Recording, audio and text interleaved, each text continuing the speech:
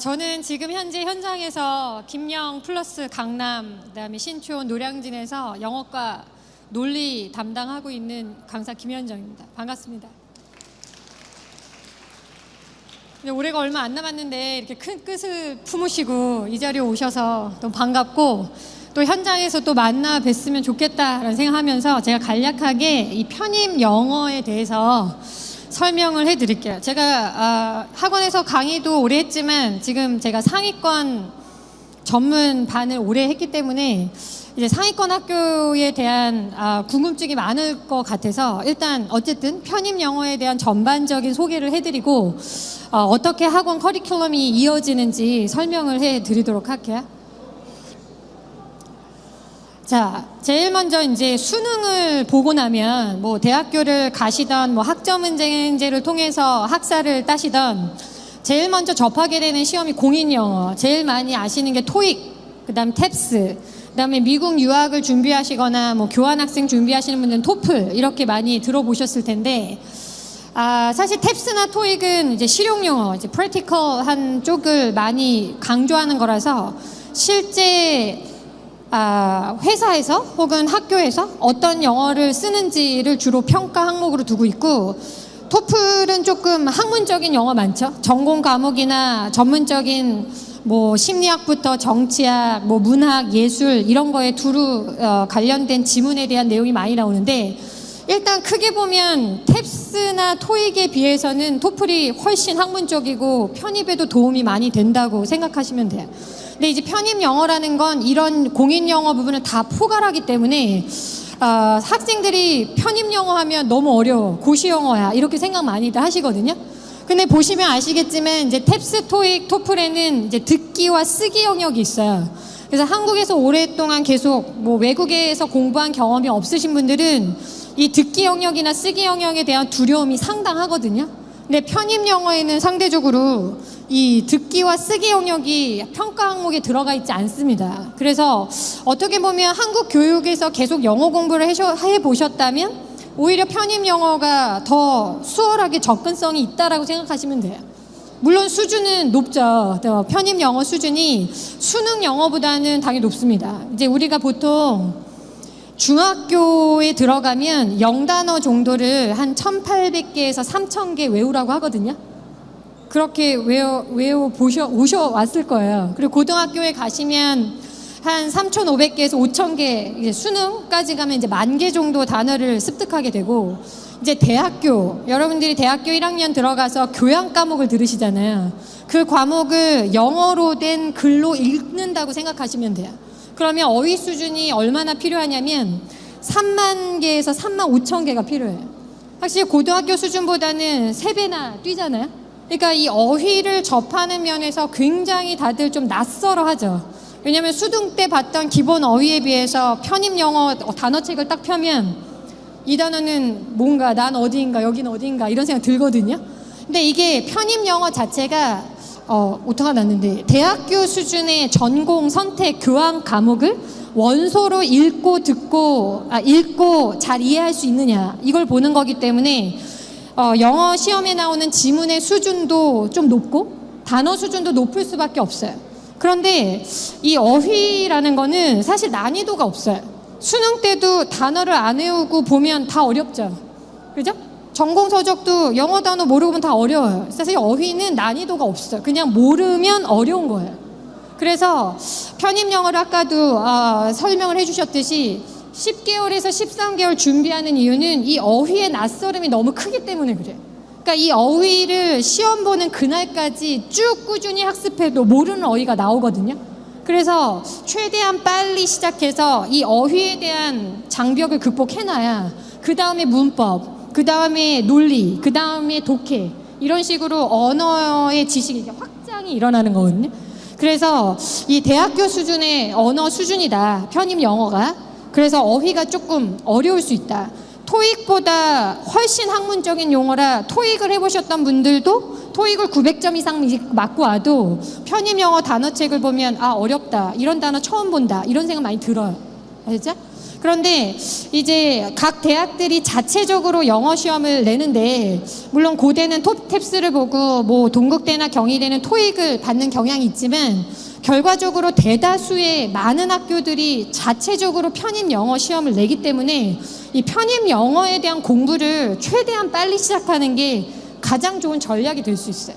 그래서 항상 왜 외국에서 공부하고 나 토익 점수 있으니까 한 5월에 할래, 7월에 할래, 이런 학생들은 이때 지금 시험 볼 때 오면 다 후회해요.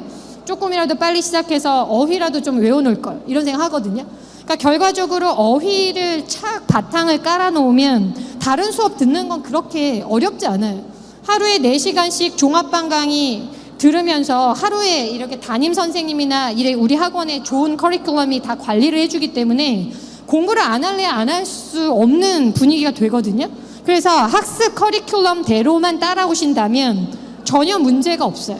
그 대신 이제 열심히 해야죠. 공부는 본인의 몫이니까 학원의 커리큘럼대로 꾸준히 어휘학습, 문법학습, 논리학습, 이게 다 시너지 효과를 내면서 마지막에 12월에 시험 볼 수 있는 준비가 되는 거예요. 자, 그래서 이 편입 영어에는 총 4가지 영역이 나와요. 물론 갈수록 문법에 대한 비중이 조금씩 줄긴 하나, 문법이 중요하지 않아서 주는 게 아니라 요즘엔 갈수록 모든 영어 시험이 토익, 탭스, 편입 영어 다 통틀어서 좀 어려운 말로 하면 contextual English가 대세예요. 다시 말하면 그냥 단어의 뜻을 아느냐 이걸 묻는 게 아니라 지문의 맥락을 보고 내용을 이해해서 그것의 논리적인 연결고리를 찾을 수 있느냐가 모든 시험의 평가 항목이거든요.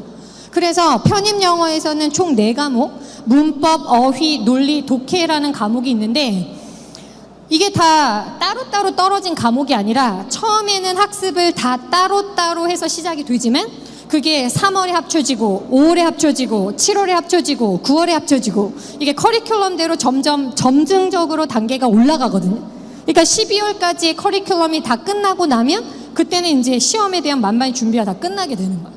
그래서 문법 영역은 이제 보통 사지선다형 객관식, 다 객관식이고 빈칸 한성이나 오류 찾기가 나오고, 어휘는 이제 동의어 찾기가 대부분이에요. 간혹가다 반의어 찾는 문제도 나오긴 하지만 원래 영어라는 언어 자체가 모든 다른 유럽이나 라틴 계열에서 그리스어에서 다 따온 언어이기 때문에 동의어를 정말 한 단어의 동의어가 10개, 20개씩 되거든요. 그래서 동의어 찾는 게 주로 나오고, 그래서 이 문법과 어휘 학습의 기초가 완벽하게 다져지면 이제 논리 완성이라는 문제를 풀게 됩니다. 이거는 이제 독해보다는 그러니까 독해보다는 짧은 지문 안에서 문법적으로 어휘적으로 단서를 찾아서 가장 어울리는 단어를 넣는 거예요. 이게 제가 가리키는 과목이고, 그 다음에 독해, 이제 중문, 단문, 장문 다 통합해서 주제 찾기나 사실 추론하기, 이렇게 4가지 항목을 다루게 됩니다. 그래서 학원에 오시면 1월부터 단어 학습, 데일리부터 시작해서 문법 학습에 치중하게 되고, 뒤로 갈수록 논리와 독해가 완성이 되는 형태라고 보시면 돼요. 왜냐하면 어휘를 모르는데 논리와 독해 문제를 바로 풀 수가 없어요. 그래서 기초를 일단 다져야 돼요. 그러니까 어휘가 가장 기본이고, 그 다음에 어휘를 이용해 틀을 짜는 게 문법이고, 그 다음에 그 단서를 이용해서 논리를 맞추는 게 논리 완성이고, 이 3가지를 다 합쳐서 하는 게 독해다, 이렇게 생각하시면 돼요. 그러니까 언어기 때문에 어느 한 항목이 다 따로따로 이것만 하면 되겠지, 나 문법 잘하니까, 그거는 안 돼요. 다 시너지가 나야 언어 학습이 제대로 되는 거거든요. 그래서 이렇게 4과목으로 이루어져 있고, 그 다음에 이제 각 과목별로 하나씩 잠깐 설명을 하자면, 이제 문법 영역은 이제 가장 형식적이고 전통적인 규칙 학습이다. 사실 여러분들 중학교 때 문법 배우죠? 고등학교 때 안 배워요? 수능에 문법 문제가 많이 안 나오잖아요. 그래서 요새는 공교육에서 문법을 체계적으로 잘 가르쳐 주질 않아요. 그러니까 여러분이 사교육을 배우거나 뭐 과외를 하거나 공부방을 가야만 문법 학습이 되지, 사실 공교육에서 체계적으로 A부터 Z까지 룰을 가르쳐 주지 않거든요. 근데 이 틀을 모르면 독해가 안 돼요. 그래서 이 틀을 아주 정말 기본 A부터 Z까지 다 1년 내내 학습을 해드립니다. 그죠? 그래서 예를 들어 문제를 보면, 뭐 지금 문제를 풀라는 건 아니에요. 그냥 예시로 보자면 빈칸 완성형이에요.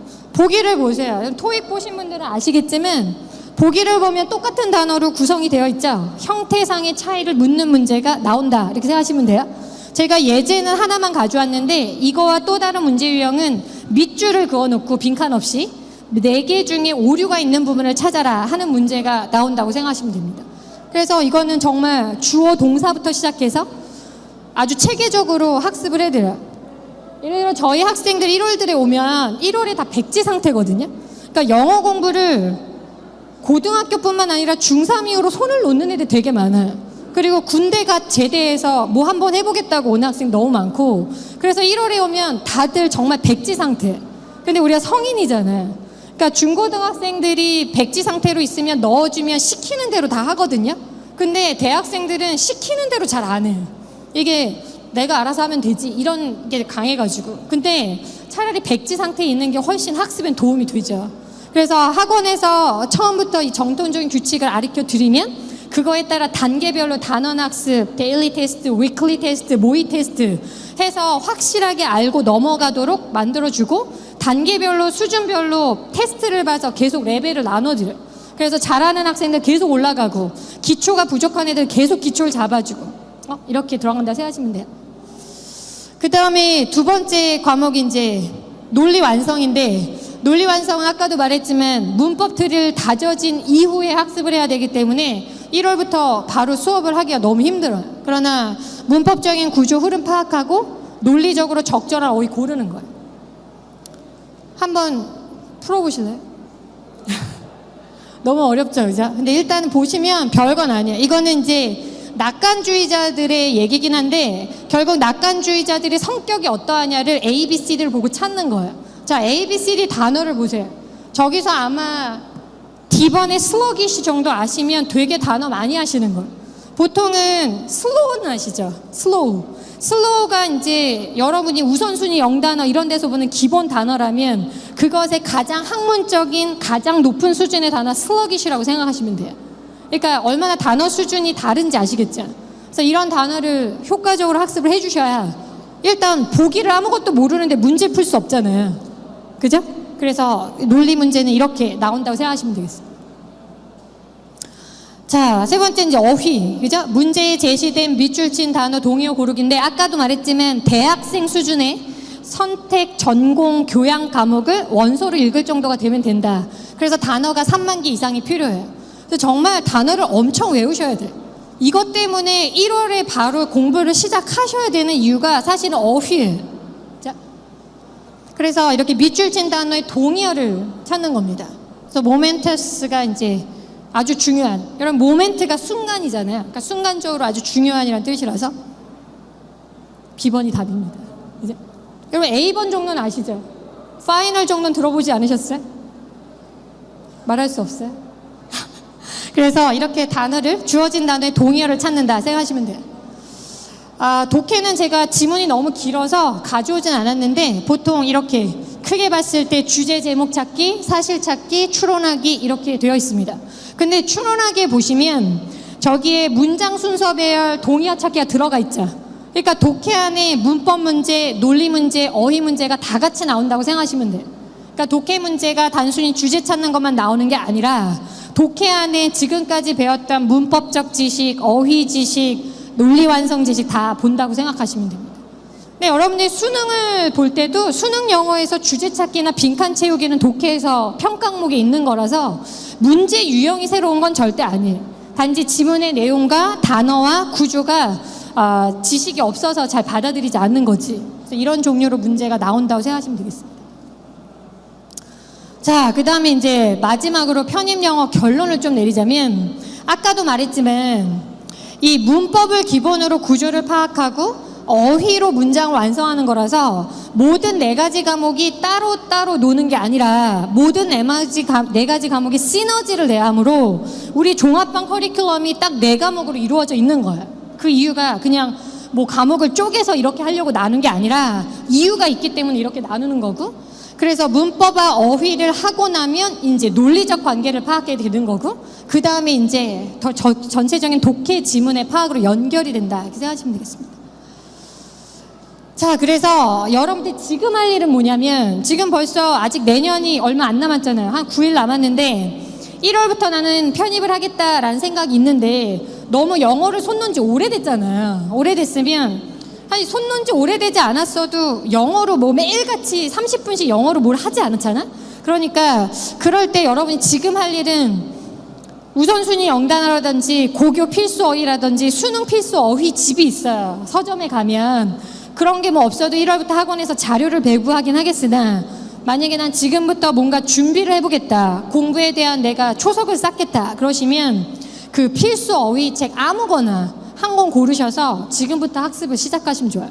왜냐면 아까도 말했지만 편입의 어휘책은 바로 대학교 수준으로 넘어가잖아요. 그러니까 뭐 나는 스터디도 모르는데 이러면 어휘책에는 그 스터디라는 단어가 설명이 되어 있지 않아요. 물론 교수님들이 설명을 해드리겠지만, 그러니까 이런 걸 좀 보충을 해주면 훨씬 수업을 듣기가 수월해지겠죠. 왜냐면 대학교 수준이라 그랬지? 지금 대학생이니까 중고등학교 어휘를 좀 빠르게 복습을 해주면 훨씬 수업하는데 동기부여가 잘 될 겁니다. 그래서 수능 필수 어휘를 좀 학습해주면 좋겠고, 아까 이 앞에서도 말씀해 주셨듯이 성실함과 꾸준함, 하루에 10시간씩, 보통 우리가 새벽 수업 7시에 시작하거든요. 7시부터 새벽 수업 듣고 학생들 10시에 끝나면 10시부터 밤 10시까지 공부해요. 혹은 10시에 오전반 듣고 1시 반에 끝나면 또 밤 10시까지 공부해요. 그죠? 오후 수업은 없으니까. 저녁반 듣는 학생들 학교 갔다 와서 틈틈이 와서 자습실에서 공부하고 새벽에 왔다가 학교 가고 이러거든요. 그러니까 상대적으로 공부하는 시간이 당연히 노력이 당연히 보여주죠. 이건 언어 학습이기 때문에 얼마나 진득하게 붙어 앉아서 영어 학습을 해주었느냐가 반드시 성적으로 보답해줘요. 기초 없어도 괜찮아요. 기초 없어도 괜찮아. 정말 무에서부터 유를 만드는 과정이 1년 내내 이루어지기 때문에 절대 걱정 안 하셔도 돼요. 그 대신 하라는 대로 해야지, 그지? 하라는 대로. 자, 성실함과 꾸준함. 앉아있는 것도 되게 힘들어요. 여러분 지금 여기 몇 시간 앉아있는 것도 너무 힘들지 않아요? 근데 하루에 수업 4시간 듣고 10시까지 밤 앉아서 공부하려면 진짜 힘들어요. 뭐 담배 핀다고 10분, 카톡 한다고 10분, 나가서 밥 먹는다고 1시간 막 이런단 말이에요. 그런 시간까지 철저하게 시간 계획을 짜주니까 여러분들은 정말 몸만 오시면 돼요. 대신 마음가짐이 어때야 돼? 내가 한번 마음 먹었으니. 수능하고 또 다르잖아요. 수능 망하거나 수능 봐서 원하는 대학 못 들었을 때 세상이 무너지는 것 같잖아요. 근데 잘 살잖아요. 그죠? 그러면 대학생이 돼서 내가 원해서 내 발로 찾아오는 편입이라면 한번 1년 동안 열심히 해서 목표 한 발 이루면 그 성취감은 진짜 누구도 대신해 줄 수 없는 성취감. 알죠? 그러니까 난 1년 동안, 아니 고등학교까지 뭐 6년 12년에서 못 간 학교를 1년 준비해서 간다는데 이 정도도 못하면 안 되겠죠. 그죠? 그러니까 마음을 딱 그죠? 성실함, 꾸준함 갖고 오시고 목표치가 있어야 돼요. 뭐 나는 어느 대학을 가겠다는 아니어도 난 적어도 1월부터 12월까지 이 수업을 듣고 어느 학교까진 가겠다라는 목표의식을 가지고 좀 주변도 좀 끊고, 고시는 아니지만 1년 정도 뭐 친구 끊는다고 친구가 없어지겠어요? 없어지면 새로 사귀면 되지, 그지? 그러니까 1년 동안 좀 마음을 다부지게 먹고 올 수 있는 본인의 마음가짐이 좀 필요하다. 아셨죠? 그 다음에 학원에서 담임 선생님들 뿐만 아니라 저처럼 강의를 하는 교수님들도 끊임없이 조언해 주시고 끊임없이 학습 방법 알려주세요. 그러니까 좀 믿고 따라와 주시면 좋겠고. 자, 마지막으로 이제 1월부터 20월까지 단계별 학습이 2개월 단위로 학습이 올라가는데요. 1, 2월은 그야말로 웜업이에요. 웜업이라 해서 노는 게 아니라 아까처럼 단어 다지고 앉아있는 연습하고 그 다음에 학습이 어떻게 이루어지는지 알아가는 단계가 1, 2월. 그 다음에 3월부터 본격적인 이론 학습 시작되거든요. 저 1월부터 12월까지 교재가 계속 업그레이드 돼요. 저희 학원에 있는 교재는 당연히 지금 몇십 년 동안 쌓아온 노하우가 있기 때문에 기출문제 100%로 구성이 되어 있고 단계별로 수준대로 다 나눠져 있어요. 상위권 교재, 일반반 교재, 그죠? 주말반 교재 다 나눠져 있으니까 원하는 시간대에 와서 들으시면 돼요. 그래서 1, 2월은 웜업, 3월, 6월은 이론, 그 다음에 적응하고 심화학습. 지금 전 아직도 강의하고 있는데 다음 주까지 강의가 있는데 지금 계속 실전 연습하면서 원서 쓰고 여전히 학원에서 10시까지 공부하면서 쓰고 있어요. 그죠? 그래서 단계별로 이루어진다는 거. 그래서 보통 학생들이 7월에 많이 오거든. 7월에 오는 학생이 있어요. 3월에 오는 학생이 제일 많고. 그런데 3월에 오는 애들은 1월에 올 걸, 5월에 오는 애들은 3월에 올 걸, 이렇게 후회한단 말이에요. 웬만하면 이론을 다질 때부터 와서 쫙 단계별로 듣는 게 전체 학습 시너지를 올리는 데 도움이 된다라는 거, 그죠? 알고 계시면 되겠습니다. 자, 그래서 여기까지 이제 간단한 편입 영어 설명을 드렸고, 일단 선입견을 가지고 마음만 갖지 마시고 그냥 나는 1년 동안 죽었다 생각하고 학원에서 하라는 대로 하겠다라는 그런 목표만 가지고 오시면 저희가 알아서 끌어드립니다. 그죠? 그래서 내년에 새해에 좋은 목표 가지고 또 새로운 도전을 위해 강의실 현장에서 만나 뵙기를 바라겠습니다. 감사합니다.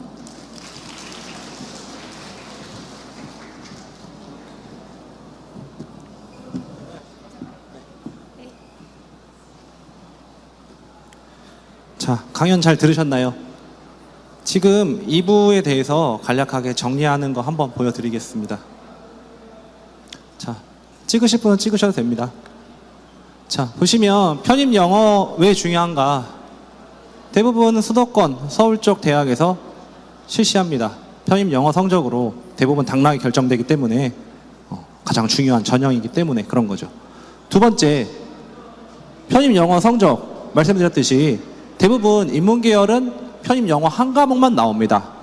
그리고 잘 알아두셔야 될 게 다단계 전형을 실시하는 대학에서는 대부분 1단계 전형에서 편입 영어 시험만 보는 경우가 있기 때문에 1단계 통과가 되지 않는다면 2단계 전형 대상자도 될 수가 없고, 여러분들이 잘 알고 있는 예비 합격자 순위도 해당되지 않습니다. 그렇기 때문에 일단은 시험을 잘 봐야 하는 겁니다.